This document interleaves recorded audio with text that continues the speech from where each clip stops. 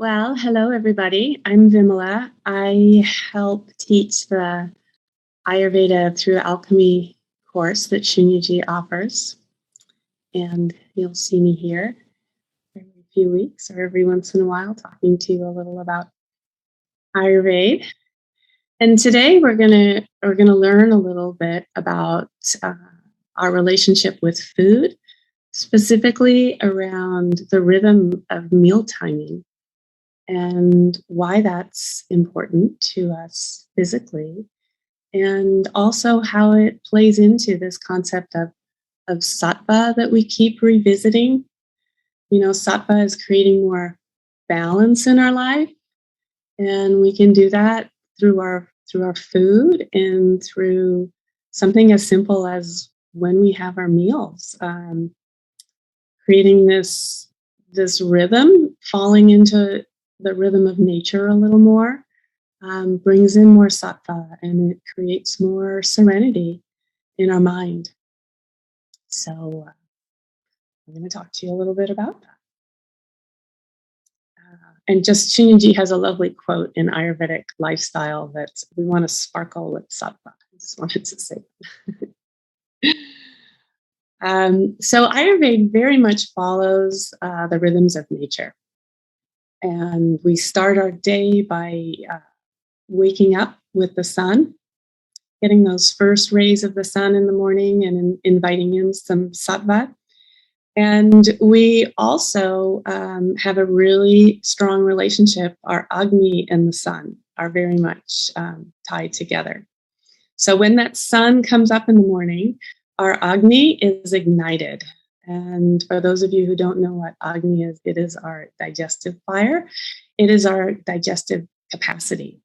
It's our ability to break down the food that we eat and create nourishment with it so that it can feed our tissue and our body, create balanced doshas. And the sun is very much responsible for that. So as we start our day, however we start it with our own unique set of practices, our Agni starts to come alive, and we honor that Agni with our first meal of the day, breakfast. So we aim to have breakfast around maybe 8 or 8:30 in the morning. It doesn't have to be this exact timing, but we do want to have breakfast after the sun is up. And our Agni is ignited in the morning, but it's really not in its full capacity yet. So we have a little bit of a lighter meal for breakfast. We don't have a large meal like we would for our main meal of the day. But we do want to give our body some nourishment in the morning. And we would want to do that after we did any rigorous exercise. If you have an exercise routine in the morning, you want to eat your meal after you exercise. And that is always true in Ayurveda. We don't exercise on a full stomach. The exception to that is going for a gentle walk. So Ayurveda actually does really advocate taking 100 steps after a meal to help you digest your food. So there's our breakfast in the morning. We want to have it after the sun comes up, and we want to have it early enough so that we can have fully digested our breakfast before our next meal. So our next meal is going to be our main meal of the day. And we aim to have this between 11 and 1 in the afternoon. And the reason that we aim for that time is because our Agni is strongest. Our digestive fire is strongest when the sun is highest in the sky. So that's a really easy way to remember how important the sun is to this digestive fire. So many of us are used to having our main meal as dinner. It's often our largest meal and our heaviest meal of the day. But if we can move that to our midday meal, it's very, very beneficial for us. We want to take advantage of this very strong digestive capacity. We want to give our body as much nourishment as we can. And our best way to do that is to have our main meal at a time when our digestive fire is strong enough to be able to handle a larger meal and digest it properly. So it might be a larger meal. Maybe it's a little bit of a heavier meal midday. And then we wait to have another lighter meal at dinner time, maybe between 5 and 5:30.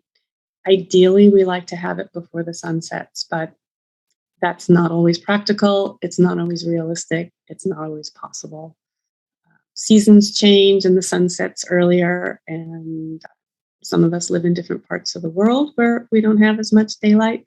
So we use the eating in the daylight as a goal, but we also understand there's some exceptions to that. Some of us might be doing a job or have a schedule where you don't even get home until maybe 7 in the evening, long after the sun is set, many nights of the year. And so you just have dinner at 7:30 or 8 or whenever you can, and that's okay too. We do our best. The important thing is to have that meal before you lay down to go to sleep. So preferably you want to eat 2 hours before you go to bed, because you don't want to sleep on a full stomach. You won't sleep as well, and you won't digest that food properly either. So a lot of focus on digesting our food properly. And then there's snacking. So snacking is not a bad thing in Ayurveda, but we also do it very carefully. It's fine to have a mid-morning or a late morning snack. You want to have a piece of fruit or a small handful of nuts, something appropriate for your body and your digestive fire. You don't want to have a mini meal as a snack. You want it to be a snack, something that can fit, maybe in the palm of your hand. And then an afternoon snack is fine also, maybe around 3 or 4 o'clock. And one of the important things about snacking is to have that snack and then be finished.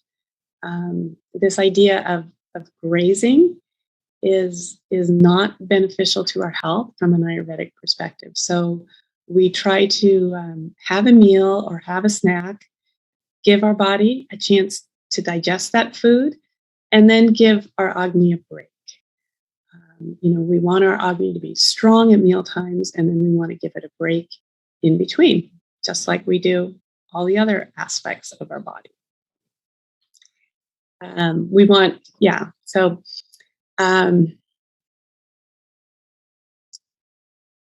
That's snacking. And then we want to encourage sattva by having these meals regularly. And the best way to do that is to do some planning.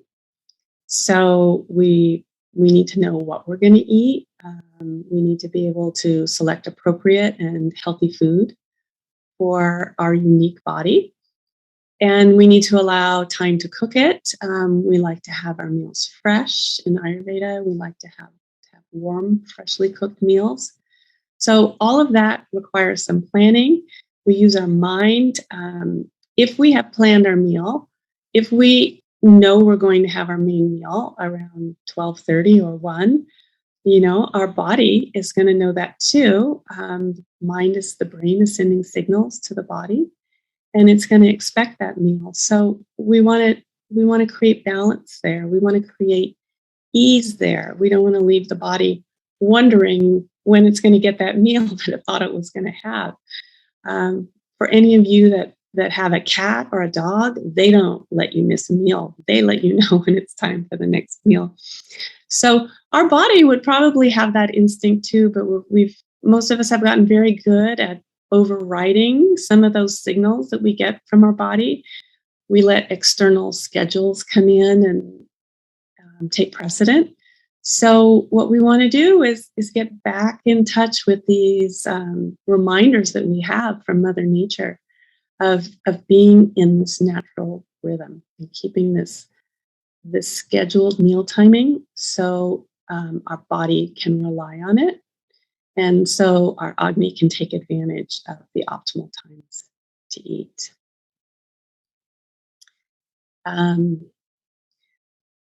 If we happen to skip a meal, it creates an opportunity for rajas and tamas to set in, this disturbance.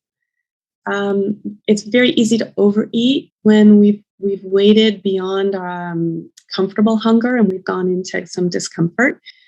We tend to eat more quickly. It's very easy to overeat. So both that stage of letting ourselves go hungry, skipping a meal, and overeating invite tamas in, invite this dullness in that settles in our mind and our body, and erodes away at that balance that we're looking for with sattva. And then also erratic eating. When we skip a meal, we might reach for an inappropriate snack. We might eat half our lunch now and then eat half our lunch later. And then that invites rajas in. That creates that kind of grasping for something, maybe grasping for food. Maybe it's cravings that come in. And that's a distraction to the mind. And that also erodes our sattva. So meal timing is important for many, many aspects.